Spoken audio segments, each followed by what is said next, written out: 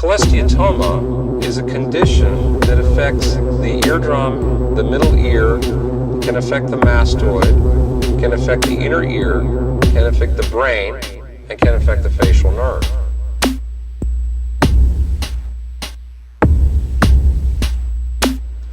Colestatoma implies a tumor, but it really isn't a tumor. A colestatoma forms from eustachian tube dysfunction. When a patient has eustachian tube dysfunction over a period of time, they develop negative pressure in the middle ear. With this negative pressure, the weakest part of the eardrum starts to sink in. What's happening here is that the skin, the squamous epithelium on the outer surface of the eardrum, starts growing in the middle ear. And as it grows in the middle ear, it can spread into the mastoid, it can spread into the facial nerve, it can spread into the inner ear, and it can spread into the brain. Well, how does benign skin grow? Well, you have to remember, skin is a very dynamic organ, and the outermost layer of skin is actually sloughed off.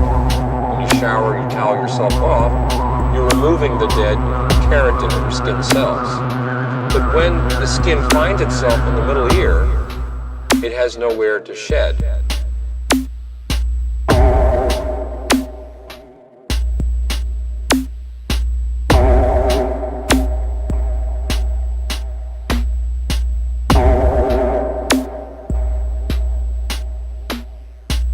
So what happens is it grows like a tumor, and the bone around that area remodels.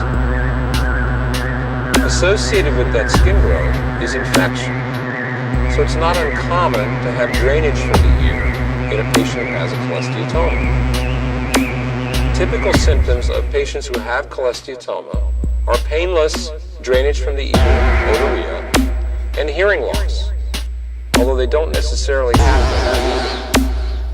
Sometimes a diagnosis is made by an astute physician who does a microscopic examination of the eardrum and notices a small defect in a part of the eardrum or retraction. Left untreated, this condition can worsen. The colestatoma can affect the facial nerve, cause a facial paralysis. It can spread into the brain and give you meningitis and brain abscess. It can spread into the inner ear, give you disequilibrium and vertigo, and it can erode the bones behind the eardrum and give you hearing loss. Treatment of colestatoma is primarily surgical. This requires an operation called a tympanomastoidectomy. Typically, this involves general anesthesia in an outpatient setting that takes about an hour and a half to 2 hours to do. An incision is made behind the ear. A window is created into the mastoid bone. The colestatoma is removed, the eardrum is repaired, and middle ear reconstruction of the bones behind the eardrum is often performed.